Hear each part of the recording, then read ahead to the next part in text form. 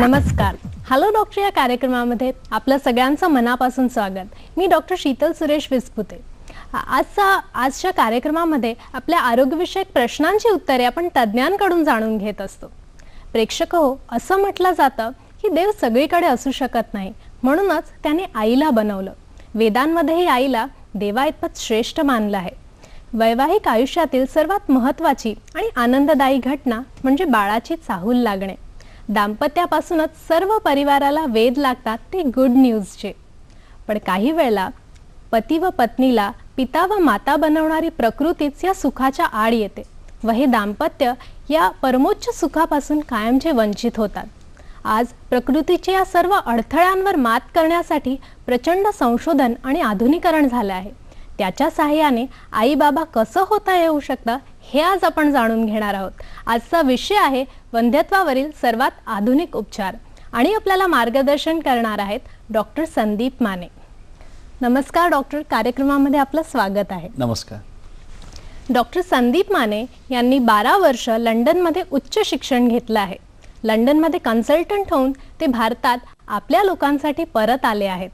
ठाण्यातील ओरिजिन आणि अंधेरीतील स्प्रिंग्स अशा आंतरराष्ट्रीय स्तरातील फर्टिलिटी सेंटरचे ते डायरेक्टर आहेत.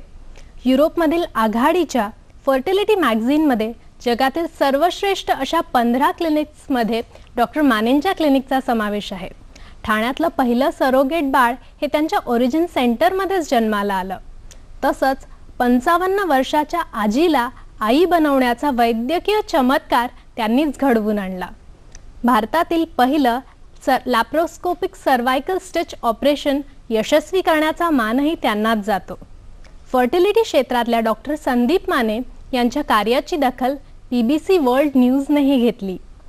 आईबाबांना जन्म देणारा प्रसूती तज्ज्ञ म्हणून लंडनमध्ये होणाऱ्या बेस्ट प्रोफेशन अवॉर्डसाठी त्यांना नामांकन मिळालं. डॉक्टर माने हे चांगले शिक्षक सुद्धा आहेत. आपल्या पेशंटला तसेच आपल्या सहकारी डॉक्टरांना ते प्रशिक्षण देण्यात अग्रेसर आहेत. प्रेक्षक हो, आपल्यालाही डॉक्टरांना काही प्रश्न विचारायचे असतील आणि त्यासाठी आपल्याला लागणार आहेत आमचे दूरध्वनी क्रमांक. आमचे दूरध्वनी क्रमांक काय आहेत ते पाहूया. 24908050 आणि 24988050. मुंबई बाहेरील प्रेक्षकांसाठी STD कोड आहे 022. या क्रमांकावर संपर्क साधून आपणही आमच्या कार्यक्रमात सहभागी होऊ शकतात. जास्तीत जास्त फोन घेण्याचा आम्ही या कार्यक्रमामध्ये प्रयत्न करत असतो, म्हणूनच कृपया फोन करताना आपल्या TV संचाचा आवाज कमी ठेवावा.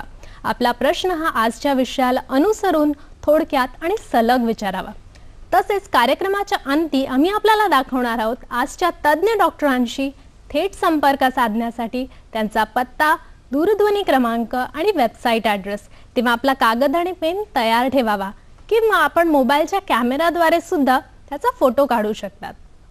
तर प्रेक्षक हो, आता वळूया आपल्या चर्चेकडे. डॉक्टर, आजचा आपला विषय आहे वंध्यत्व आणि त्यावरील सर्वात आधुनिक उपचार. तर सध्या वंध्यत्वाचं प्रमाण वाढतंय, तर त्याचं काय कारण आहे त्याबद्दल आपण काय सांगाल? वंध्यत्वाचं प्रमाण खूपच वाढायला लागलेलं आहे. अगदी एक भयंकर रूप घेत आहे आणि काळजी अशी की कोणाला त्याचं काही म्हणजे परवा वाटत नाही. आणि त्याची कारणं अनेक आहेत. स्त्रियांची कारणं, पुरुषांची कारणं. स्त्रियांमध्ये वेळेवर लग्न न होणं, लग्नानंतर वेळेवर मुलांचं प्लॅनिंग नसणं, खाण्यापिण्याची वेळ काही नीट नसणं, वजन वाढल्याने हॉर्मोन्सचा प्रॉब्लेम, इन्फेक्शन्सचं प्रमाण वाढलेलं आहे. आणि पुरुषांमध्ये शुक्रजंतूंचे प्रॉब्लेम्स येतात कारण स्मोकिंग आहे, अल्कोहोल आहे, वजन वाढण्याचं जे प्रकार आहे. तर ह्या धावपळीच्या आयुष्यामध्ये हे सगळे प्रश्न खूप वाढायला लागलेले आहेत आणि त्याचे परिणाम खूप वाईट आहेत. बरोबर सर, हे सगळे कारण आपण वंध्यत्वाची सांगितली. आज आपण आधुनिक उपचारांबद्दल बोलणार आहोत, तर नक्की थोडक्यात आपल्याला सांगता येईल का हे आधुनिक उपचार कोणकोणते आहेत? आता एक चांगली गोष्ट अशी आहे की उपचार खूप आले आहेत. तर मी काही ही एक स्लाइडची मदत घेतो बघा. कुठलेही उपचार करण्या अगोदर आपल्याला त्याचं कारण काय आहे हे शोधावं लागतं. आणि कारण म्हणजे कसं, पुरुषांच्या टेस्ट आहेत बघा. आता इथे शुक्रजंतूंच्या टेस्ट आहेत जिथे शुक्रजंतू चांगले आहेत का बघतो आपण. स्त्रियांच्या टेस्ट आहेत जिथे की स्त्री बीज कशी आहेत त्याला हॉर्मोनल टेस्ट आहेत. आणि सोनोग्राफी करून गर्भपिशवीचा तपास. आता ह्यातला जो कुठला प्रॉब्लेम असेल त्याप्रमाणे उपाय आहेत. आता हे उपाय खाली आहेत बघा. कधी आपण टॅबलेट्स देऊन नॅचरल रिलेशन सांगतो, काही वेळेला IUI म्हणून एक प्रकार आहे आणि IVF टेस्ट ट्यूब बेबी असे हे वेगवेगळे ॲडव्हान्स्ड ट्रीटमेंट पद्धती आपण हल्ली वापरून पेशंट्सचे प्रश्न सोडवतो. आता लॅप्रोस्कोपी पण एक प्रकार आहे, एक छोटं ऑपरेशन आहे बघा. हे मध्ये दाखवले 2 फोटो. इथे लॅप्रोस्कोपी करून दुर्बीण करून पोटात बघतोय आणि हिस्टेरोस्कोपीने गर्भपिशवीच्या आतला तपास. तर ह्या सगळ्या गोष्टी घेऊन आपण पेशंट्सचा प्रॉब्लेम सोडवायचा प्रयत्न करतो. डॉक्टर, तुम्ही IVF बद्दल आता बोललात, तर IVF म्हणजे नक्की काय आहे आणि IVF ची गरज आपल्याला नक्की केव्हा भासते? आता IVF ही ट्रीटमेंट पहिलं तर एवढं म्हणूया की ती अगदी शेवटची ट्रीटमेंट आहे. बरेचसे प्रश्न सल्ल्यानेच सुटतात, बरेचसे प्रश्न टॅबलेट्स, सोनोग्राफी, IUI अशा काही बेसिक ट्रीटमेंटने सुटतात. IVF ची वेळ आली की मात्र प्रॉब्लेम खूप वाढलेला आहे. आता ही स्लाइड बघा. IVF मध्ये काय करतो आम्ही, बॉडीमधली सगळी जी क्रिया आहे ती आम्ही बॉडीच्या बाहेर घडवतो आहोत. त्या स्त्रीला इंजेक्शन असतात, ऑलमोस्ट महिन्याभराची इंजेक्शन आहेत आणि इंजेक्शन देऊन बॉडीमध्ये बघा, ही स्लाइड पहिला पार्ट 8 ते 10 स्त्रीबीज बनवली आहेत आणि मग ती बॉडीतनं बाहेर काढून घेण्याची ही दुसरा हा फोटो बघा. इथे इथून ही स्त्रीबीज बॉडीच्या बाहेर काढण्यात आली आहेत आणि मग लॅबोरेटरीमध्ये ही स्त्रीबीज आणि शुक्राणू ह्यांना एकत्र आणून त्यांचे हे गर्भ बनवलेत आपण. सगळ्यात खालचा फोटो आहे जिथे हे एम्ब्रियो म्हणजे गर्भ. बरोबर. आता असे समजा 7-8 गर्भ आपण केले आहेत, तर त्यातले 2 किंवा 3 चांगले निवडून आपण इथे गर्भपिशवीत सोडत आहोत आणि तिथे एकाने रुजावं ह्या आशेने आपण ही 15 दिवस इथे वाट बघत असतो. तर ही प्रेग्नन्सी टेस्ट त्यावेळेला जर पॉझिटिव्ह आली, मात्र हे दरवेळेला होतच असं नाही, हेही प्रेक्षकांना कळणं खूप गरजेचं आहे. म्हणजे ते आपण शेवटी निसर्गावर सोडून देतो, आपण पूर्ण प्रयत्न करतो. पण सर, असं दिसून येतं की काही वेळेला IVFच्या ज्या प्रोसिजर आहेत त्या अपयशी ठरतात किंवा त्यामध्ये फेलियर येतं, तर त्याची कोणकोणती कारणं असू शकतात? मी आता जसं म्हटलं, जसं की ही ट्रीटमेंट येते, काही लोकांवर ही वेळ येते. अशी ट्रीटमेंट करायची वेळ आली तर घाबरायला नाही पाहिजे. फेलियर होऊ शकतं हे समजून घ्या, पण याचा अर्थ ही ट्रीटमेंट करणं चुकीचं नाही आहे. आता तुम्ही म्हणताय फेलियर होऊ शकतं, तर त्याची काय कारणं असतात बघा. स्त्रीबीज, शुक्रजंतू आणि गर्भपिशवी ह्या 3 पार्ट्सचं काम आहे प्रेग्नन्सी घडण्यामध्ये. आता निसर्गाच्या ह्या गोष्टी आहेत, आपण टेक्नॉलॉजी जरी वापरली, आपण आपलं नॉलेज, मेडिसिन्स ह्या सगळ्यांचा वापर जरी केला, तरी स्त्रीबीज, शुक्रजंतू आणि गर्भपिशवी ह्या 3 गोष्टींचं साथ आपल्याला नाही मिळाली तर ही ट्रीटमेंट फेल होऊ शकते. म्हणजे आता इथे बघा, हे ऑप्शन्स दिलेत मी. पहिला ऑप्शन आहे की जिथे स्त्रीबीज स्वतःचीच घेतोय आपण, शुक्रजंतू स्वतःचे वापरतोय आणि स्वतःमध्ये प्रेग्नन्सी. हे तर कोणालाही आवडेल, आम्हालाही तेच करून द्यायचं असतं. पण काही वेळेला स्त्रीबीज कमजोर असतात, मग त्यावेळेला आम्हाला बाहेरनं घ्यावी लागतात. डोनर स्त्रीबीज घेऊन काम करावं लागतं. शुक्रजंतू स्वतःचे ठेवतोय आणि हे गर्भ स्वतःमध्ये घेऊन प्रेग्नन्सी घडते. त्यामुळे स्त्रीबीजांचे प्रश्न असतील तर स्त्रीबीज बदलावी लागतात. शुक्रजंतू काही वेळेला अगदी नसतातच किंवा अगदी पुअर क्वालिटीचे असतात, त्यावेळेला सुद्धा ट्रीटमेंट फेल होऊ शकते. आणि शेवटचा पार्ट, गर्भपिशवी. लाइनिंग खराब असेल, TB सारखा आजार झालेला असेल किंवा काही गाठी असतील, एंडोमेट्रियोसिस असेल, तर गर्भपिशवीच्या आजारांमुळे सुद्धा IVF ट्रीटमेंट फेल होऊ शकते. बरोबर.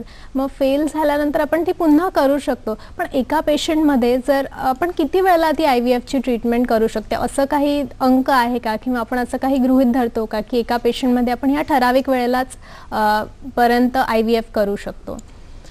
IVF ट्रीटमेंट जर करायची वेळ आली तर आपल्याला पेशंट्सला सगळ्यात महत्त्वाचं काय, तर त्यांना ती माहिती नीट देणं, काउन्सेलिंग करणं की IVFचा अर्थ काय, हे आपण का करतो आहोत, अंडरलाईंग प्रॉब्लेम काय आहे. आणि जर एकदा फेल झालं तर त्याची पण मनाची तयारी आधीच करावी की आपण यशस्वी झालो तर ते काय बोलायचं आहे, ऑफकोर्स आनंदच आहे. नाही यशस्वी झालंय तर दुसरी वेळ येते, काही वेळेला तिसरी वेळ सुद्धा येते. तुम्ही म्हणताय किती वेळा करावं लागतं हे जे, तर दुसऱ्या वेळेला करताना आपल्याला पहिल्या अनुभवाला घेऊन बरीच काही माहिती मिळालेली असते. स्त्रीबीज कशी आहेत, शुक्राणू कसे होते, गर्भांची क्वालिटी काय होती, आणि मग अशा वेळेला जर ती माहिती वापरून आपण दुसरा प्रयत्न करून सक्सेस रेट वाढवत असतो. काही वेळेला तरी फेल होतं आणि मग असं आमचा अनुभव असा सांगतो की 3 प्रयत्नांमध्ये मेजॉरिटी केसेसमध्ये यश मिळतं. आता तीनही अपयशी झाले, मग पुढे काय, चौथा करायचा की नाही, पाचवा करायचा की नाही. प्लीज लक्षात घ्या, काही लोकांवर ही वेळ येते. 5, 6, 8, 10, 15 IVF पण लोकांना करावं लागलेलं आहे. आणि मग तुमचा जो प्रश्न आहे की किती वेळा करता येतं, तर इथे असं काही मर्यादा नाही आहे. इथे मानसिक दृष्टीने लोक खचतात, शारीरिक दृष्टीने ते कंटाळतात आणि ऑफकोर्स आर्थिक प्रश्न येतात. मग अशा वेळेला आपल्याला कुठंतरी जाऊन ते थांबावं लागतं किंवा तो मार्ग बदलून काही पर्यायी मार्गांनी त्यांना मदत करावी लागते. बरोबर. डॉक्टर, आपल्याला कार्यक्रमामध्ये पहिला फोन आला आहे बाजीराव यांचा बीडवरून. आपण तो फोन घेऊया. नमस्कार बाजीराव, आपला प्रश्न विचारा. Hello hello. हा, आपला प्रश्न विचारा. हा मॅडम, पुरुष वंदत जे आहे ते कोणत्या कारणामुळे येऊ शकतं? हॅलो, पुन्हा विचारा आपला प्रश्न. पुरुष वंदत जे आहे ते कोणत्या कारणामुळे येऊ शकतं? बरोबर, आपला प्रश्न आमच्यापर्यंत पोहोचला आहे बाजीरावजी. हा प्रश्न आपण नक्कीच घेणार आहोत. पुढच्या प्रश्नांमध्ये आपण तो कव्हर करणार आहोत. तर तुम्ही कार्यक्रम नक्की पाहत राहा. या प्रश्नाचं उत्तर आपल्याला नक्कीच मिळणार आहे. सर, आपण IVFच्या आपण पुढे पुरुष वंध्यत्वाची कारणं आहेत ती त्यांनी विचारली, ती आपण पुढे घेणारच आहोत. तर आता आपण IVFच्या फेलियर म्हणजे पुढे आपण म्हणजे आपण म्हणालो की किती वेळेला करू शकतो, तर नक्कीच आपण याचं उत्तर दिलेलं आहे. तर याच्यामध्ये आपण आता आधी स्त्री वंध्यत्वाची जी कारणं आहेत ती जाणून घेऊया. तर ती कोणकोणती आहेत? व्यंधत्व जेव्हा होतंय त्या जोडप्याला पहिला प्रश्न काय पडतोय की हे का होत नसेल प्रेग्नन्सी. आणि जेव्हा डॉक्टरांकडे जातात तेव्हा डॉक्टरांचं काम असं आहे की स्त्रीच्या टेस्ट करायच्या, पुरुषांच्या टेस्ट करायच्या आणि एकाला गृहीत धरून काम नाही करायचं आहे. जरी स्त्रीमध्ये वय वाढलं असेल याचा अर्थ की स्त्रीचाच प्रॉब्लेम आहे आणि म्हणून पुरुषाच्या टेस्ट करायच्या नाही, हे चुकतं बघा. तर आता समजा स्त्रियांच्या कारणांकडे आपण वळतो आहोत, तर ही स्लाइड आता आपण जरा मदत घेऊया. बघा इथे की ही पोटातला खालचा भाग हा असा आहे, गर्भपिशवी, गर्भनलिका, खाली ही ओव्हरी आहे, अंडकोश, आणि ह्या 3 रिलेटेड प्रॉब्लेम्स असतात बघा. सगळ्यात महत्त्वाचं म्हणजे स्त्री बीज. आता वय जर वाढलेलं आहे समजा, किंवा काही लोकांमध्ये नॅचरली सुद्धा कमी वयामध्ये स्त्री बीजांची कमजोरी येते, तर स्त्री बीज कमजोर जर असतील, गर्भनलिका समजा काही कारणाने बंद झाल्या असतील. गर्भनलिका बंद होण्याचं कारण म्हणजे काय, तर इन्फेक्शनमुळे गर्भनलिका बंद होऊ शकते, किंवा एक्टॉपिक प्रेग्नन्सी होते. आणि गर्भपिशवी, मगाशी म्हटल्याप्रमाणे गर्भपिशवीची लाइनिंग खराब असणं, किंवा गर्भपिशवीमध्ये गाठी असणं, किंवा काही वेळेला तर गर्भपिशवी काढावी पण लागलेली असते. अशा स्त्रियांच्या ह्या कारणांमुळे व्यंधत्व होऊ शकतं. बरोबर. सर, आपण ओव्हरीज बद्दल आता बघितलं की तिथेही ती वंध्यत्वाची कारणं असू शकतात. तर काही वेळेला पॉलिसिस्टिक ओव्हरी ही कंडिशन येते, तर त्यामध्ये गर्भधारणेसाठी बाधा होत असेल तर आपण त्यासाठी काय उपाय करू शकतो? हल्ली मगाशी म्हटल्याप्रमाणे खाण्यापिण्याच्या सवयी खूप बिघडलेल्या आहेत. स्त्रियांची वजन वाढण्याची प्रक्रिया खूप व्हायला लागलेली आहे आणि काळजी वाटते, कारण ह्याची कोणी दखल घेत नाही आहे. आणि जंक फूड खाणं आणि अनहेल्दी खाण्यावरतून वजनाचे हॉर्मोन्सवरती परिणाम येतात, आणि हॉर्मोन्स बिघडल्यामुळे स्त्री बीज वेळेवर तयार होत नाहीत. ह्या कंडिशनला पॉलिसिस्टिक ओव्हरी असं समजलं जातं. आता ब्लड टेस्ट करतो काही वेळेला आम्ही, सोनोग्राफीमध्ये हे कळू शकतं, किंवा वजन वाढलंय, पाळी इरेग्युलर आहे, ऑइली स्किन आहे, खूप ॲक्ने म्हणतो आपण ज्याला, हेअर लॉस, असे काही साईड इफेक्ट्स, ह्या सगळ्याला पॉलिसिस्टिक ओव्हरी असं समजलं जातं. बरोबर. सर, आपल्याला अजून एक फोन आला आहे राजाराम यांचा, वापीवरून. हॅलो, नमस्कार राजारामजी, आपला प्रश्न विचारा. Hello hello. डॉक्टर, दोघांना पण नमस्कार. तुम्हाला नमस्कार. नमस्कार. आपला प्रश्न विचारा. हा, बोला, आपला आवाज येतो आहे. आपला प्रश्न विचारा राजारामजी. हा, तुम्हाला दोघांना पण नमस्कार. नमस्कार, बोला. हा, माझी मुलगी 8वीला असताना मासिक पाळी आलेली. आता ती 11वीला आहे, तर 3-4 वर्ष ती पाळी निघून गेले. पाळी नाही येत आहे आता त्यांना? हा, 3 वर्ष झाली आता मॅडम. बरं, ठीक आहे. आपला प्रश्न आमच्यापर्यंत पोहोचला आहे. प्रश्न थोडा विषयाला अनुसरून नाही आजच्या, पण याचं उत्तर आपण थोडक्यात जाणून घेऊया. पण आता वेळ झाली आहे एका छोट्याशा विश्रांतीची. कुठेही जाऊ नका, पाहत राहा कार्यक्रम हॅलो डॉक्टर.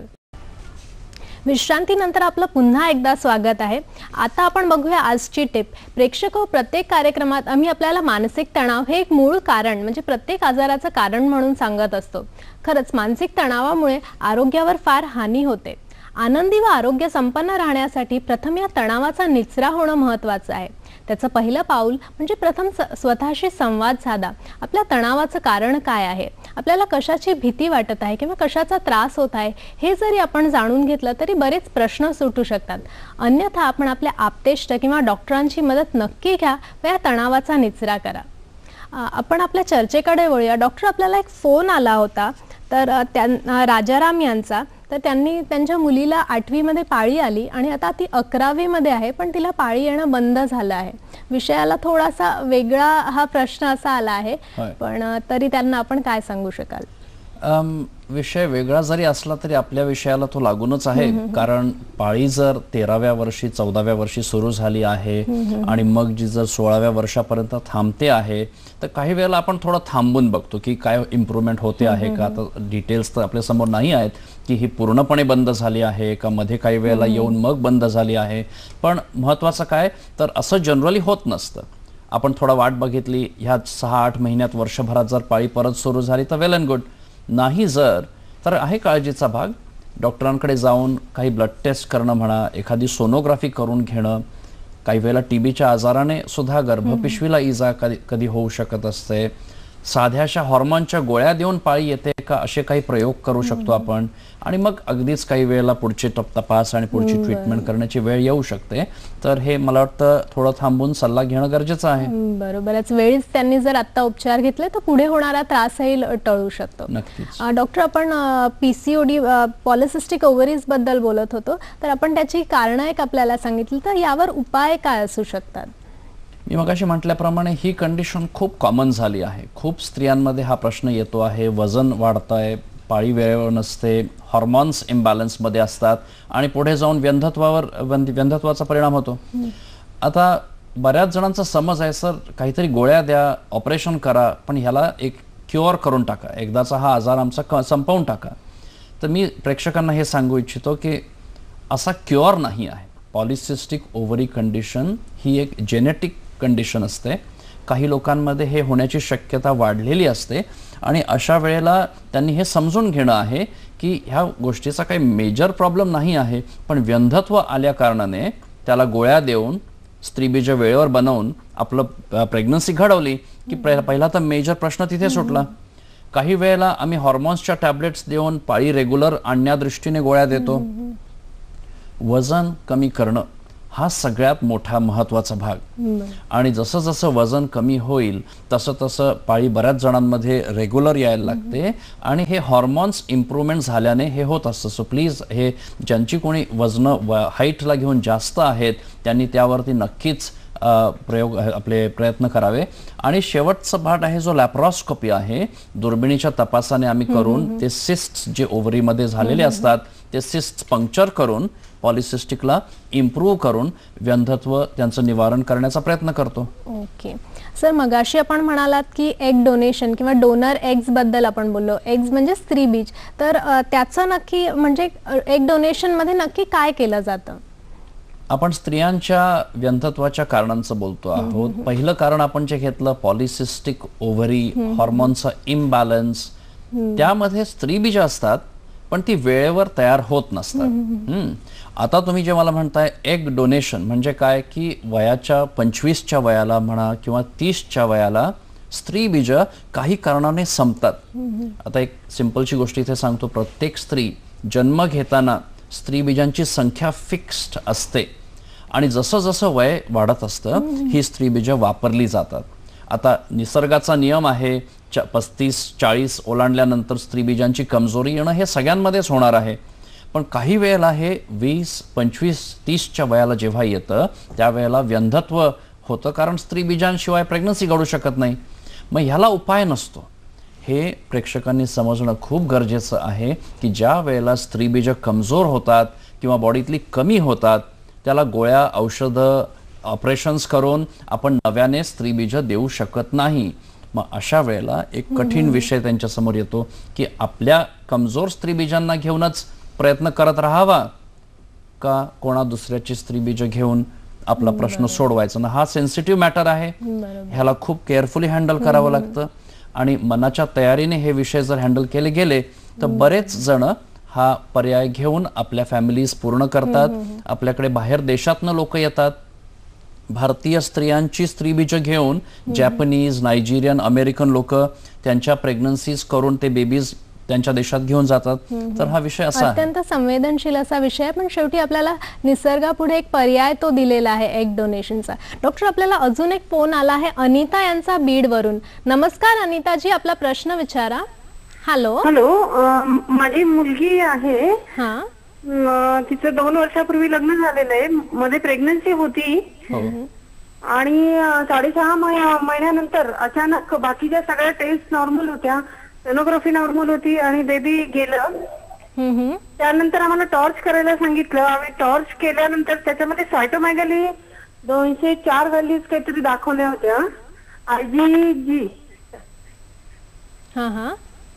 तर त्या संबंधी मला विचारायचं होतं की जर सायटोमेगाली जर 204 व्हॅल्यू आलेली आहे तर त्याच्या संबंधी काय पुढे करता येईल? वय किती आहे त्यांचं? आपल्या मुलीचं वय किती आहे? वय 24 वर्ष आहे. बरं. आणि त्यासाठी डॉक्टरांनी टॅबलेट्स दिल्या होत्या काहीतरी, मी नाव नाही सांगू शकणार आता. आणि त्या टॅबलेट्स घेतल्यानंतर परत दुसऱ्यांना टॉर्च केली तर 204 व्हॅल्यूज परत आल्या.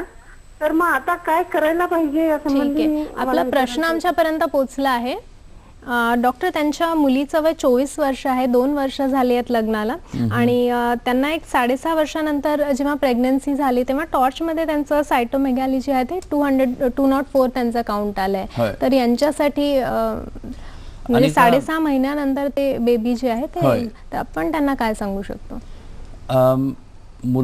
प्रेग्नन्सी 6.5 महिन्याची असताना बाळ हार्टबीट्स बंद होणं आणि बेबीचं डेथ होणं पोटामध्ये ही फार दुर्दैवी गोष्ट असते.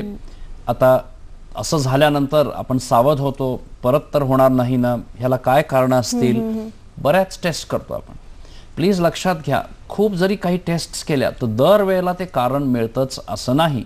आता तुम्ही एक कारण उल्लेख केला, टॉर्च टेस्ट, म्हणजे त्या व्हायरल इन्फेक्शन्स काहीमुळे असं होऊ शकतं. सायटोमेगालो, IgG वगैरे, आता तुम्ही तेवढी माहिती दिली. ज्यात IgG म्हणजे काय की पूर्वी त्यांना ही इन्फेक्शन कधी झालेली आहे आणि त्यांच्या बॉडीमध्ये आता इम्युनिटी तयार झालेली आहे. त्यामुळे त्या IgG व्हॅल्यूला घेऊन खूप काळजी नका करू तुम्ही.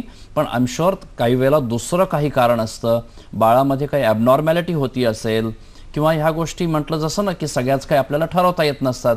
मग अशा वेळेला पुढच्या प्रेग्नन्सीमध्ये जाताना सगळी काळजी घ्यावी, सगळ्या टेस्ट कराव्या. पण त्या प्रेग्नन्सीमध्ये बऱ्याच वेळेला सगळं छानच होत असतं बघा, पण ते वेळोवेळी तपासण्या होणं, ब्लड टेस्ट होणं, सोनोग्राफ्या होणं, काही वेळेला जेनेटिक प्रॉब्लेम्स असतात, ह्या एका तज्ज्ञाचा सल्ला घेऊन पुढच्या प्रेग्नन्सीमध्ये जाणं. पण काळजी करू नका, बऱ्याच वेळेला सगळं नीट होतं आणि असे प्रॉब्लेम्स सारखेच होतात असं नाही. बरोबर. जर आपण आपल्या चर्चेमध्ये एग डोनेशन बद्दल बोललो, आता फॅलोपियन ट्यूब्स बंद असणं हे पण एक वंध्यत्वाचं कारण आहे. तर फॅलोपियन ट्यूब्स बंद असण्याची कोणती कारणं असू शकतात? हो ना, परत स्त्रियांचाच विषय घेतोय आपण की स्त्रीबीजांबद्दल बोललो आपण. दुसरा प्रश्न आहे फॅलोपियन ट्यूब्स, गर्भनलिका. प्रेग्नन्सी जी घडते ती गर्भनलिकेमध्ये घडते. एका बाजूने स्त्रीबीज येत आहेत, दुसऱ्या बाजूने शुक्राणू येत आहेत आणि गर्भनलिकेमध्ये ते एकत्र येऊन त्यांचं फर्टिलायझेशन जे होतंय आणि तिथून मग ती प्रेग्नन्सी परत गर्भपिशवीत येऊन रुजत असते. आता गर्भनलिका जर बंद झाली आहे तर ही क्रिया होऊ शकत नाही. स्त्रीबीज तिथे पोहोचू शकत नाही किंवा शुक्राणू पोहोचू शकत नाही आणि ते एकत्र येऊ शकत नाही. आता बंद जेव्हा होतात तेव्हा इन्फेक्शन्स कारणीभूत असतात. जनरली ट्युबरक्युलोसिस आपल्या देशामध्ये खूप जास्त आहे. ट्युबरक्युलोसिसमुळे ट्यूब्सचं डॅमेज होतं. बॅक्टेरिया इन्फेक्शन्स आहेत, क्लॅमिडिया सारख्या इन्फेक्शन्स आहेत, ज्याला मी पेल्विक इन्फेक्शन्स म्हणतो. ह्या गोष्टी तुमच्या कदाचित लक्षातही येणार नाही. तुम्ही म्हणाल मला टीबीचा आजार नाही झाला तरी कसं काय. काही वेळेला तुमच्या न कळत पोटात थोडंसं कधीतरी दुखतंय, थोडंसं डिस्चार्ज येतो आहे, बरं वाटत नाही 2 दिवस आणि तेवढ्याने सुद्धा काही वेळेला हे प्रॉब्लेम्स येऊ शकतात. त्यामुळे गर्भनलिकेचं बंद होणं हे इन्फेक्शन्स रिलेटेड आहे. पण काही वेळेला असं होतं की फक्त एक गर्भनलिका म्हणजे एक फॅलोपियन ट्यूब हा बंद आहे किंवा ब्लॉक आहे, तर अशा वेळेला गर्भधारणा होऊ शकते का? आता गर्भनलिकेचे प्रॉब्लेम्स वेगवेगळे असतात बघा. अगदी खूप डॅमेज झालंय, खूप खराब ट्युबरक्युलोसिस झालाय, तर दोनही ट्यूब्स बंद होतात, डॅमेज्ड होतात, त्यांच्यामध्ये पाणी साचतं, त्याला आम्ही हायड्रोसाल्पिंग्स असं काही म्हणतो. पण सगळ्यांमध्येच काही ह्या सिरियस नेचरचं काम होत नाही. काही वेळेला काय होतं ना, एक गर्भनलिका थोडीशी डॅमेज्ड असते आणि त्यावेळेला प्रेग्नन्सी तिथे अडकते, प्रेग्नन्सी घडते, शुक्रजंतू तिथपर्यंत पोहोचू शकतात, पण तो गर्भ परत गर्भपिशवीत येत नाही. मग ट्यूबमध्ये जर ही प्रेग्नन्सी अडकली तर त्याला एक्टॉपिक प्रेग्नन्सी असं म्हटलं जातं. आता तिथं ती काही वाढू शकत नाही 9 महिने, मग ही एक सिरियस कंडिशन होते आणि मग आम्हाला ही ट्यूब काढावी लागते. आणि मग त्या पेशंट्सला हा प्रश्न पडतो, सर तुम्ही एक ट्यूब काढून टाकली त्या प्रेग्नन्सीमुळे, आता दुसऱ्या ट्यूबच्यामुळे प्रेग्नन्सी होणार की नाही? तर बऱ्याच वेळेला दुसरी ट्यूब जर नॉर्मल असेल तर प्रेग्नन्सी घडू शकते. बरोबर, म्हणजे त्यावेळेला ते चान्सेस आहे. डॉक्टर, आपल्याला अजून एक फोन आला आहे दीपक देशमुख यांचा औरंगाबाद वरून. नमस्कार दीपक जी, आपला प्रश्न विचारा. हॅलो. नमस्कार डॉक्टर साहेब. नमस्कार. एक विचारायचं होतं, माझ्या लग्नाला 2 वर्ष झाली आता. बरं. आणि आमचं कोणताही प्लॅनिंग नसताना 2 वेळेस 2-2 महिन्याची प्रेग्नन्सी खाली झालेली आहे. बरं. आणि एक वेळेस डॉक्टरने सेरोटीन पण केलं. मग काय करावं त्याला? बरं दीपक जी, आपल्याला काही प्रश्न विचारायचे? मला एवढंच विचारायचं दीपक, तुमच्या मिसेसचं वय किती आहे? हॅलो. मला वाटतं फोन कट झालेला आहे. दीपक जी, आपल्या प्रश्नाचं उत्तर आपण नक्कीच देऊया, पण त्याआधी आपण घेऊया एक छोटासा ब्रेक. प्रेक्षक, ब्रेक नंतर आपला कागद, पेन किंवा मोबाईलचा कॅमेरा नक्कीच तयार ठेवा का ते आपण जाणून घेऊया या ब्रेक नंतर. पाहत राहा हॅलो डॉक्टर. ब्रेक नंतर आपलं पुन्हा एकदा स्वागत आहे. तर आम्हाला निश्चितच आपण आपला कागद आणि पेन तयार ठेवलेला असेल. आजच्या चर्चेतून आपल्या समस्येला आपल्याला नक्कीच मार्ग सापडला असेल आणि आपल्याला डॉक्टरांना थेट संपर्क साधायचा असेल. म्हणून आता आपण दाखवणार आहोत डॉक्टरांचा पत्ता आणि फोन नंबर, तो पटकन टिपून घ्या. Doctor Sandeep Mane, Origin International Fertility Centre, Hiranandani मेडोजच्या समोर, ठाणे पश्चिम, यांच्या शाखा अंधेरी पश्चिम येथे सुद्धा आहे.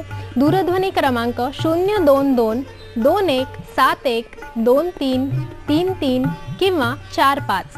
मोबाईल क्रमांक आहे 9930146565.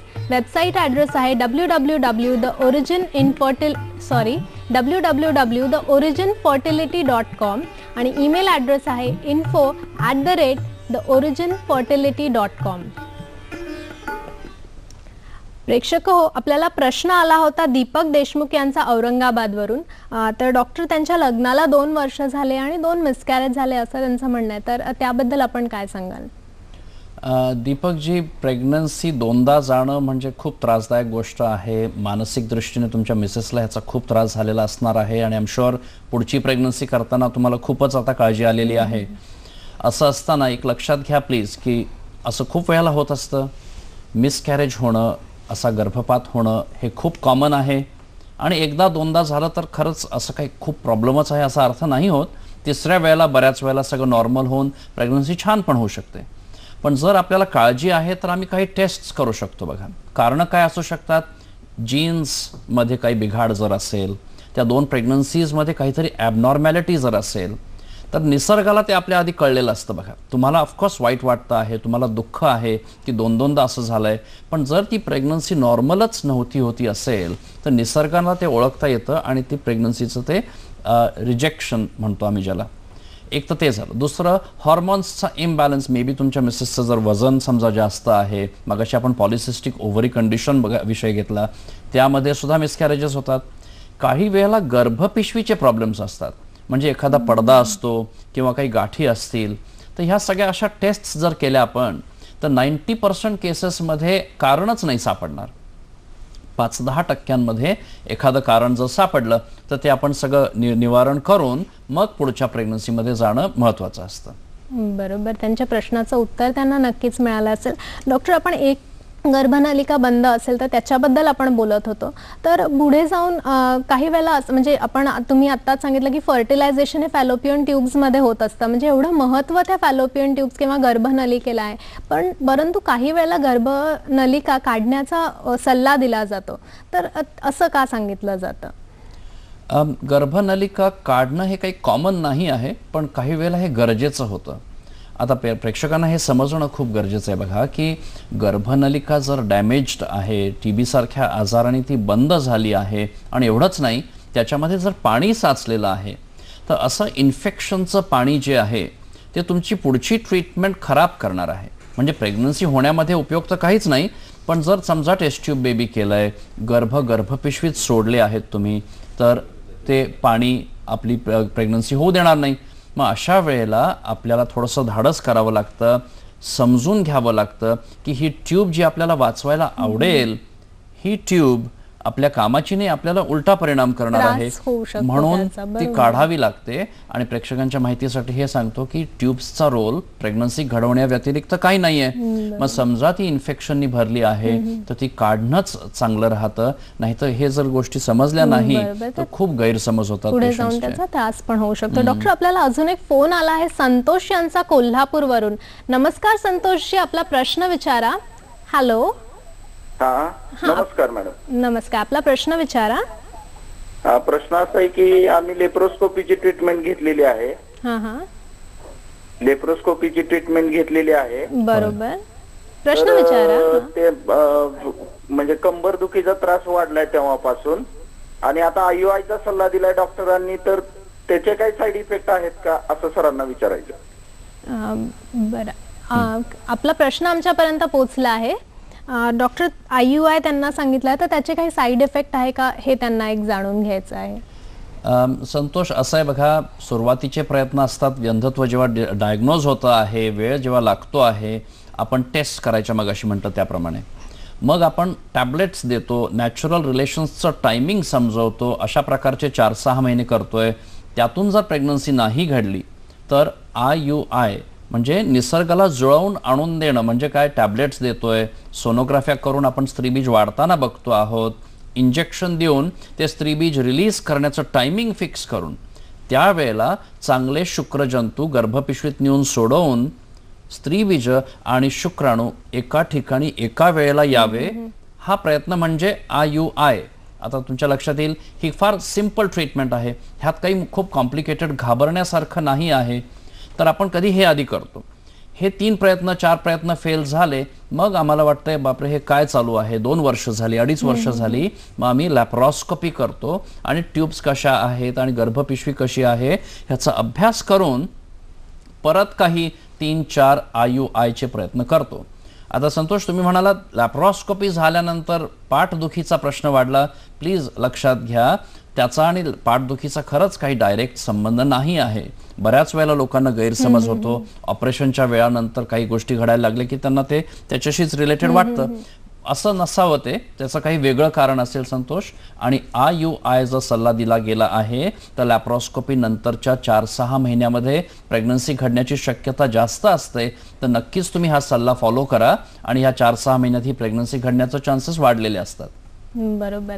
डॉक्टर, आतापर्यंतच्या कार्यक्रमात आपण स्त्री वंध्यत्वाची कारणं जाणून घेतली. आता आपण जरा पुरुष वंध्यत्वाकडे वळूया. म्हणजे बाजीराव यांचा पण आपल्याला तसा प्रश्न आलेला होता. तर पुरुष वंध्यत्वाची कारणं कोणती किंवा शुक्र कमजोरी आपण म्हणतो, तर त्याची कारणं कोणकोणती आणि त्यावर उपाय काय आहेत याबद्दल आपण काय? होय, आता बघा, असं आपण स्त्रियांचे हे 4 गोष्टी बोललो आहोत. आता पुरुषांचे प्रॉब्लेम्स पण खूप प्रमाणात वाढलेले आहेत. म्हणजे शॉकिंग आहे हे की शुक्रजंतूंची संख्या, त्यांची मोटिलिटी, मॉर्फॉलॉजी, ह्या काही ज्या गोष्टी आम्ही बघतो. इथे मी एक स्लाइडची मदत घेतो बघा. हे आता ह्याच्यात तुम्हाला दिसेल ह्या स्लाइडमध्ये की हा एक शुक्रजंतू दाखवला आपण, आणि त्याची काउंट, मोटिलिटी आणि मॉर्फॉलॉजी म्हणजे काय, किती नॉर्मल प्रमाणात आहेत, हे 3 गोष्टी आम्ही बघून शुक्रजंतूंची क्वालिटी ठरवली जाते. आता शुक्रजंतूंची संख्या कमी होणं, मोटिलिटी कमी होणं बऱ्याच वेळेला स्मोकिंग, अल्कोहोल अशा काही सवयी असतात त्याच्यामुळे होतं.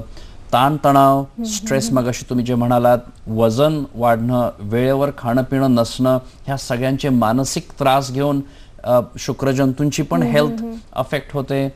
काही लोकांमध्ये लहानपणी काही मार लागलेला असतो, टीबी सारखा आजार झालेला असतो, मम्प्स म्हणून एक इन्फेक्शन आहे, ही झाली जर असेल तर टेस्टीजच्या भागाला इजा झालेली असते. मग अशा वेळेला शुक्रजंतूंची क्वालिटी खालावते आणि मग त्याला आपल्याला पुढचे उपाय करावे लागतात. बरोबर. आपण मगाशी एग डोनेशन बद्दल म्हटलं, तर आता स्पर्म डोनेशन नक्की काय, किंवा त्यासाठी आपण म्हणजे काय केलं जातं त्यामध्ये? आता शुक्रजंतूंचे प्रॉब्लेम्स म्हणजे 2 प्रकार असतात बघा. एक काय तर की शून्य काउंट, म्हणजे शुक्रजंतूच नाही, ही गंभीर गोष्ट असते. आता जर शुक्रजंतूच नसले तर प्रेग्नन्सी होऊ शकत नाही. मग अशा वेळेला आम्ही काय करतो, त्यांच्या हॉर्मोनच्या टेस्ट करतो. हॉर्मोनच्या टेस्ट नॉर्मल आल्या तर याचा अर्थ शुक्रजंतू बॉडीमध्ये बनतायत आणि मग आम्ही ते निडल टाकून बॉडीतनं काढून घेतो आणि टेस्ट ट्यूब बेबीच्या मदतीने प्रेग्नन्सी घडवतो. हॉर्मोन्स ॲबनॉर्मल आले तर याचा अर्थ बॉडीमध्ये शुक्रजंतू बनतच नाही आहेत. मग अशा वेळेला आपल्याला काही मार्ग राहत नाही, पण मग ते बाहेरून घेणं, डोनर शुक्रजंतू घेणं हा प्रकार करून प्रेग्नन्सी करावी लागते. आता काही वेळेला गोळ्या पण आहेत, गोळ्या देतो आपण. 3-3 महिन्यांचा गोळ्यांचा कोर्स आहे. ह्या गोळ्या देऊन शुक्रजंतूंची क्वालिटी इम्प्रूव्ह करण्याचे पण प्रयत्न आपण करतो. प्रेक्षकांच्या माहितीसाठी हे परत एकदा म्हणेन मी इथे की प्लीज समजून घ्या, ह्या गोळ्यांनी सगळे प्रश्न सुटतात असं नसतं. नुकसान काही नाही आहे म्हणून आपण ह्या गोळ्यांचा मदत घेऊन मॅक्सिमम फायदा घ्यायला बघत असतो. डॉक्टर, सध्या मीडिया, सेलिब्रिटी या माध्यमातून आपल्याला सरोगसी हा वर्ड जनतेला कळाला आहे, तर आपण याबद्दल काय सांगाल की सरोगसी म्हणजे नक्की काय आहे? सरोगसीवरती खूप मीडिया अटेन्शन आहे, जसं तुम्ही म्हणताय. सेलिब्रिटी शाहरुख खान, आमिर खान सारख्यांनी जेव्हा सरोगसी केली त्याला एक लाईमलाईट मिळालं. पण हे लक्षात घ्या प्लीज की सरोगसी खूप वर्षांपासून सामान्य माणसं सुद्धा करत आलेले आहेत, पण त्याला आज अटेन्शन जास्त मिळालंय. मात्र माहिती लोकांमध्ये खूप कमी आहे. प्रेक्षकांमध्ये, सामान्य लोकांमध्ये ह्याची माहिती खूप, इंटरेस्टिंग सर्वे जर केला तुम्ही 6,000 लोकांचा तर तुम्हाला लक्षात येईल खूप कमी लोकांना कळतं सरोगसी म्हणजे नेमकं काय. इनफॅक्ट टेस्ट ट्यूब बेबी म्हणजे काय सुद्धा अजून काही लोकांचे गैरसमज आहेत, गैरसमज त्याबद्दल लोकांमध्ये. होय. आता सरोगसीला घेऊन का सेन्सिटिव्हिटी येते, तर असा एक समज आहे की हे फक्त श्रीमंत लोक करतात, गरिबांचं शोषण होतं. आता ह्या काही गोष्टी प्रमाणात जरी खऱ्या असल्या, म्हणजे कसं की ज्यांच्याकडे पैसे असतात तेच अशी ट्रीटमेंट घेऊ शकतात, पण प्लीज लक्षात घ्या काही लोकांवर अशी वेळ येते की त्यांची टेस्ट ट्यूब बेबी वारंवार फेल झालेली आहे, त्यांना काही मार्ग राहत नाही, सरोगसी करायला त्यांना भाग पडावं लागतं. अशा वेळेला लोकांनी अगदी लोन्स घेऊन, अगदी कशा प्रकारे पैसे उभे करून सुद्धा ही ट्रीटमेंट करत असतात लोक, आणि अशा लोकांसाठी हे एक वरदानच ठरतं. आता शोषण हा शब्द जो येतो बघा की गरीब स्त्रियांचं शोषण, तिथे मी एवढंच म्हणेन की त्या स्त्रियांना मान व्यवस्थित प्रकारे ते काय जे मानधन आहे ते सगळं देऊन प्रामाणिक पद्धतीने जर ही ट्रीटमेंट केली गेली तर त्यांचंही ह्याच्यात भलं होत असतं. आता हा डिबेटेबल इश्यू आहे, पण एवढंच म्हणेन की सरोगसी योग्य कारणासाठी, योग्य प्रकारे आणि प्रामाणिकपणाने जर केली गेली तर ही एक उपचार पद्धती आहे. हे श्रीमंतांना लक्झरी म्हणून त्यांना ऐशो आराम करावा, त्यांच्या स्त्रियांना हे त्रास व्हावा नको म्हणून केलेली ट्रीटमेंट अजिबातच नाही आहे. बरोबर आहे. फार छान माहिती डॉक्टर आज आपण सरोगसी बद्दल आपल्याला दिली. प्रेक्षक हो, आपली चर्चा ही अशीच चालू राहणार आहे, पण आता वेळ झाली आहे एका छोट्याशा विश्रांतीची. कुठेही जाऊ नका, पाहत राहा कार्यक्रम हॅलो डॉक्टर. विश्रांतीनंतर आपलं पुन्हा एकदा स्वागत आहे. प्रेक्षक हो, आता आपण जाणून घेऊया पुढच्या आठवड्यातील कार्यक्रम. हॅलो डॉक्टर रविवार दिनांक 8 फेब्रुवारी 2015 रात्री 8 वाजता थेट प्रसारण. विषय आहे वार्धक्यातील आजार आणि आयुर्वेद. सहभाग डॉक्टर सत्येन गुजर, सूत्रसंचालन करतील डॉक्टर अपर्णा राऊत. प्रेक्षक हो, आपण जाणून घेत होतो सरोगसी बद्दल, तर डॉक्टर सरोगसीची कोणकोणती कारणे आहेत? सरोगसीसाठी बरीच कारणं असतात, जसं की गर्भपिशवीची काही जर प्रॉब्लेम्स आहेत, गर्भपिशवीमध्ये रुजण्याची क्षमता नाही, टीबीमुळे डॅमेज झाला आहे, एंडोमेट्रिओसिस, फायब्रॉइड, काही लोकांमध्ये कॅन्सरमुळे गर्भपिशवी काढावी लागलेली असते, वारंवार IVF ट्रीटमेंट फेल होणं ही सुद्धा सरोगसीचं एक कारण हे एक असतं. आणि त्या स्त्रीमध्ये जर हार्ट डिझीज आहे, त्यांना जर प्रेग्नन्सी करण्याने त्यांच्या जीवाला जर धोका आहे तर अशा वेळेला आपल्याला सरोगसीची मदत घ्यावी लागते. डॉक्टर, सरोगसी करणाऱ्या आंतरराष्ट्रीय आणि भारतीय जोडप्यांना कोणकोणत्या समस्या भेडसावतात? आता सरोगसी कोणाही मध्ये लागू शकते, पण बाहेर देशातून येणाऱ्या लोकांचे प्रश्न जरासे वेगळे असतात. त्यांना काळजी असते की आपण एका दुसऱ्या देशात जातो आहोत, त्या देशाचे नियम काय आहेत आणि आपल्याला एम्बसी मधून पासपोर्ट मिळेल का वगैरे, त्यांना हे टेन्शन असतं. आमच्या लोकांना काळजी ही असते की सरोगसी केल्यानंतर ही बाई आपल्या समोर येईल का कधी, ह्या मुलावरती काही हक्क केला जाईल का. सिरियल्स मध्ये बरंच काही दाखवलं जातं, इन रियालिटी हे सगळं असंच होतं असं नाही. भावना जोडल्या जातात त्यामध्ये. खूप प्रामाणिकपणे काम करतात सरोगेट मदर्सला. आम्हाला खूप आदर आहे त्यांच्याबद्दल की ते खूप छान करतात आणि भारताच्या लोकांना अशी काही काळजी करायला नको आहे. पण सगळ्यांनी आपलं आपलं काम प्रामाणिकपणे करणं हे महत्त्वाचं, आणि परदेशातल्या लोकांना एम्बसीकडनं मदत मिळावी लागते हे त्यांच्यासाठी महत्त्वाचं. बरोबर. डॉक्टर, आज आपण egg donation, sperm donation, surrogacy याबद्दल सगळं बोलत आहोत, ज्यामध्ये दाम्पत्या व्यतिरिक्त तिसऱ्या व्यक्तीचाही सहभाग येतो. तर याच्यात कायद्याचा कुठे संदर्भ येतो? हा एक छान प्रश्न आहे. बघा, आपल्याकडे कायदा ह्या संदर्भात खूप कमी होता आणि ह्यामुळे खूप प्रॉब्लेम्सही घडलेले आहेत आणि लोकांनाही भीती वाटायची अशी ट्रीटमेंट घेताना की पुढे काय. महत्त्वाचं हे बघा की बर्थ सर्टिफिकेटवरती स्पर्म डोनेशन असावं का एग डोनेशन किंवा सरोगसी, बर्थ सर्टिफिकेटवरती ह्याचा उल्लेख नसतो आमच्या कायद्याप्रमाणे. आई वडिलांचीच नावं त्याच्यावर नमूद असतात. हे त्या जोडप्यावर अवलंबून राहतं की ह्यातली किती गोष्ट कोणाला सांगावी. तर आमच्या कायद्यामध्ये हे असं आहे बघा, इन टर्म्स ऑफ लॉ. बरोबर. डॉक्टर, गेली अनेक वर्ष आपण या फील्डमध्ये कार्य करत आहात, तर काही विशेष आठवणी आपण आम्हाला सांगू शकतात का, ज्या आपल्या प्रेक्षकांना नक्कीच फायदेशीर ठरतील? हो, आता दररोजच काही ना काही नवीन घडत असतं आणि त्यातल्या ठराविक गोष्टी जर सांगायच्या तर एवढ्यासाठी सांगेन की आमच्या व्यंधत्वाशी झुंजणाऱ्या कपल्सला प्रोत्साहन मिळायला, 4 लोकांच्या गोष्टी ऐकून ह्या गोष्टी रियालिटीमध्ये घडत असतात. जर तुम्ही कुठे खचून गेला असाल, ट्रीटमेंट जर वारंवार फेल होत असेल, तर ही एक स्लाइडची आता एक मी तुम्हाला रियालिटीचे फोटोज दाखवतो बघा.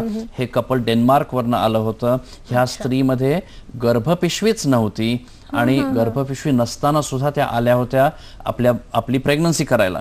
त्यांची अंडकोश नॉर्मल होती. मग IVFच्या मदतीने त्यांची स्त्रीबीज काढून घेतली आपण आणि मग गर्भ बनवून एका सरोगेट मदरमध्ये, हा बघा हा फोटो आहे, ह्या 2 सरोगेट मदरची पण मुलं त्यांच्या बरोबर आहेत आणि इतकं छान वातावरण कधी असतं बघा ह्याला घेऊन. तर हे एक डेन्मार्कचं कपल आहे.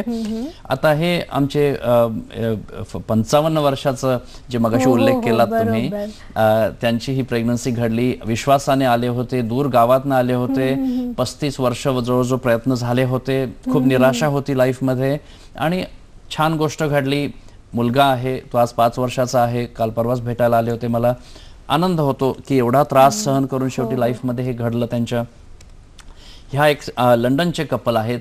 13 वेळेला IVF फेल होऊन लंडन, सायप्रस, चंदीगड अशा ठिकाणी 13 वेळेला झाल्यानंतर शेवटी 2009 साली आल्या होत्या आणि हे सरोगसीच्या माध्यमातून त्यांना 2 मुलगे झालेले आहेत. लंडनमध्ये आता ते 5 वर्षाचे आहेत. अशा अनेक आठवणी आहेत आणि प्रेक्षकांना मी एवढंच म्हणेन की पेशन्स ठेवावा लागतो. प्रामाणिक काम करून, विश्वास ठेवून पद्धतीने ट्रीटमेंट करावी लागते. बरोबर. डॉक्टर, खूप छान. आपण 55 वर्षाची ज्या आजी आहेत त्यांना पण आई, म्हणजे हे एक फार वेगळं आहे. तर याबद्दल अजून आपण काय सांगू शकाल? अजून काही अशा आठवणी आहेत आपल्या ज्या आपण सांगू इच्छिता प्रेक्षकांना?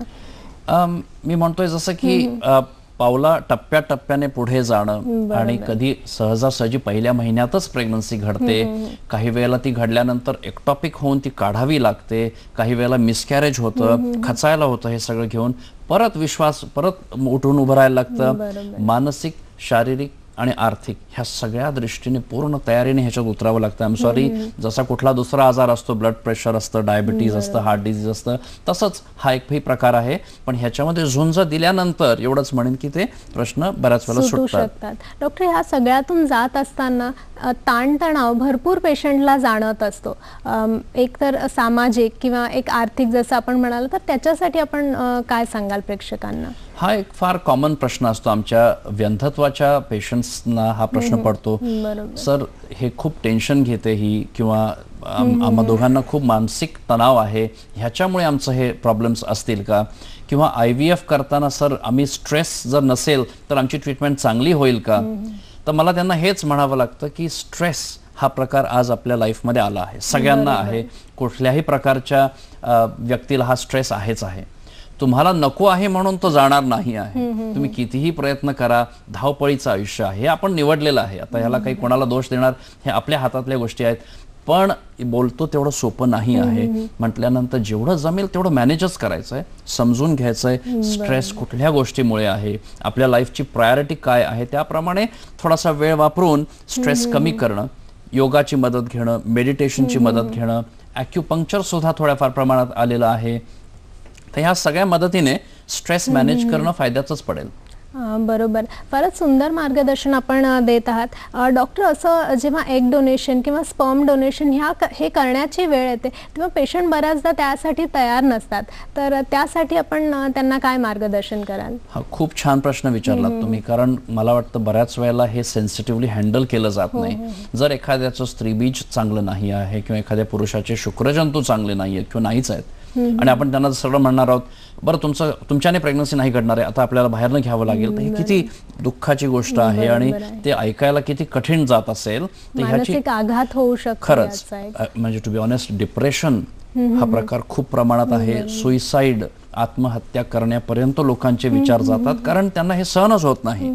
पण जर ही गोष्ट छान प्रमाणे समजवण्यात आली आणि त्याची रियालिटी कळली लोकांना, तर मनं तयार होतात. आणि जर मनं अशी व्यवस्थित काउन्सिलिंग करून तयार केली तर स्त्रीबीज घेणं म्हणा, शुक्रजंतू घेणं किंवा सरोगसीची मदत घेणं अगदी आवडीने करतात आणि ॲब्सोल्युटली तेवढेच आनंदी असतात जेवढे स्वतःच्या स्त्रीबीजांना आणि शुक्रांना घेऊन. तर मी म्हणेन फक्त काउन्सिलिंग आणि काउन्सिलिंग माहिती देणं हे सगळ्यात महत्त्वाचं आहे. बरोबर, म्हणजे अनेक पर्याय आज आपण आधुनिकीकरणाचे बघितलं तर अनेक पर्याय उपलब्ध आहे. जिथे जिथे ते आपल्याला प्रेग्नन्सी पॉसिबल नाहीये किंवा मूल होणं शक्य नाहीये तिथे तिथे आपण त्याचा वापर करून घेत असतो. डॉक्टर, आपण आज हे सगळे प्रश्न बघितले, याच्यामध्ये सरोगसीचा भाग आपण पुन्हा थोडासा जाणून घेऊया, आपल्याला वेळ आहे म्हणून. तर याच्यामध्ये आपण काय काय प्रिकॉशन्स घेतो? कसं आहे ना बघा, एकदा सरोगसीचा विषय जर आला, काही कारणाने सरोगसी करावी लागते आहे जर, तर ह्या कपलला सुद्धा मोठा प्रश्न पडतो की हे कसं होणार, ह्या स्त्री आपल्याला ते बेबी देणार का, कायद्याने आपल्याला काय मदत असेल, ह्या कुठे राहतील, आणि मग त्याच्यात मध्येच काही जर प्रेग्नन्सीचा प्रॉब्लेम आला तर काय होणार. तर माहिती अशी आहे बघा की सरोगसी हा एक वेल एस्टॅब्लिश्ड मार्ग आहे. लॉयरच्या मदतीने अग्रीमेंट केलं जातं, त्याच्यामध्ये सगळ्या गोष्टींचं नमूद असतं. त्या स्त्रीचा तसा हक्क नसतो त्याच्यावरती. त्यांची काळजी घेणं आपलं कर्तव्यच आहे ऑफकोर्स, सरोगेट मदरचं.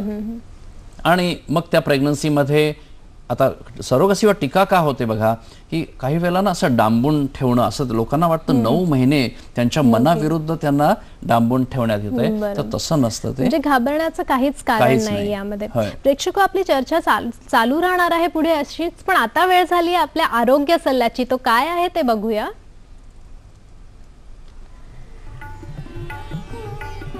वजन वाढल्याने वंध्यत्वाच्या समस्या वाढतात, म्हणून सर्वप्रथम आपलं वजन नियंत्रणात ठेवावं. योग्य वेळी पोषक आहार घेणं महत्त्वाचं. तंबाखू, धूम्रपान, मद्यपान या व्यसनांपासून पूर्णतः दूर राहावे.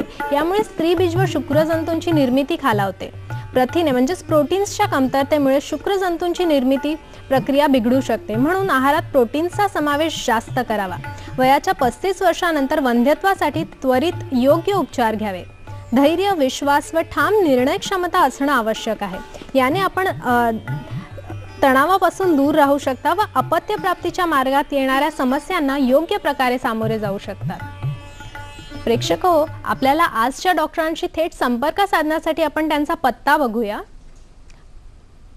Doctor Sandeep Mane, Origin International Fertility Centre, Hiranandani मेडोजच्या समोर, ठाणे पश्चिम. यांच्या शाखा आहेत अंधेरी पश्चिम येथे. दूरध्वनी क्रमांक आहे 02021712333, अन्यथा 45. मोबाईल क्रमांक आहे 9930146565. Website address www.theoriginfertility.com. Email ID आहे info@theoriginfertility.com. प्रेक्षक हो, आजचा कार्यक्रम आपल्याला कसा वाटला हे आम्हाला नक्कीच पुढील पत्त्यावर कळवा.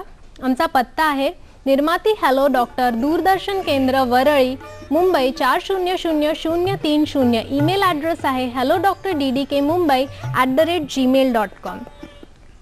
डॉक्टर, आपली चर्चा चालू होती.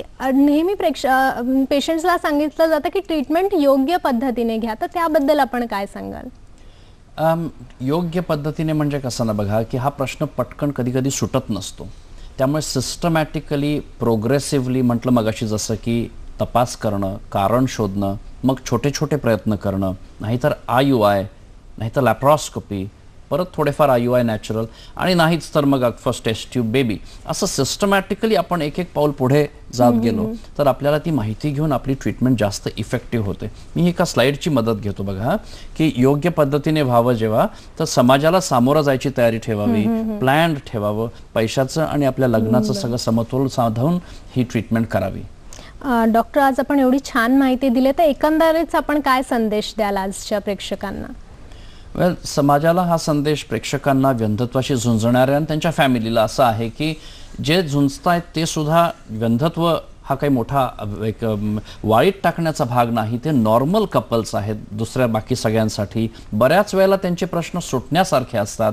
त्यांना तुमचा पाठिंबा पाहिजे आहे, त्यांना तुमचा आधार पाहिजे आहे, आणि असं जर केलं असेल तर त्यांचा प्रश्न जास्त लवकर सुटतो. आणि कपल्सला मी हे म्हणेन की झुंजणं हे आपल्याला आता काही वेळेला नशिबात आलेलं असतं, पण जर चांगल्या पद्धतीने हे काम झालं सिस्टमॅटिकली तर बऱ्याच वेळेला हा प्रश्न सुटत असतो. बरोबर सांगितलं डॉक्टर. प्रेक्षक हो, जीवनाकडे आपण ज्या दृष्टीने बघतो तसे ते आपल्याला दिसते. तुकाराम महाराज म्हणतात, सुख पहावे जवा एवढे आणि दुःख पर्वता एवढे. निर्दोष निरामय असे कुणाचेही आयुष्य या भ्रूपृष्ठावर नाही. परंतु राजाही रडतो, रंकही रडतो, सात पुत्रीही रडते आणि निपुत्रिकही रडतेच रडते. हे सत्य असले तरी प्रत्येकालाच शाश्वत सुख हे हवं असतं. आशावाद, प्रयत्नवाद व शास्त्रांचा आधार हे सुखप्राप्तीचे माध्यम म्हणून प्रकृतीने मानवाला दिले आहे. निसर्गाने अपत्यप्राप्तीचे सर्व मार्ग बंद केलेले असतानाही आज विविध आधुनिक पद्धतींद्वारे आपले स्वतःचे मूल प्राप्त करता येऊ शकते. ही माहिती आज आपण हॅलो डॉक्टर या कार्यक्रमातर्फे आपल्याला दिली. गेली कित्येक वर्ष डॉक्टर संदीप माने हे अनेकांचे हे स्वप्न साकार करत आहेत. आज अत्यंत संवेदनशील अशा विषयावर त्यांनी आपल्याला पूरक अशी माहिती दिली. अपत्यप्राप्तीसाठी इच्छुक असणाऱ्यांना ती नक्कीच प्रेरणादायी ठरली असणार आहे. म्हणूनच मी आपल्यातर्फे तसेच सह्याद्री वाहिनीतर्फे त्यांचे आभार मानते. धन्यवाद डॉक्टर. थँक्यू.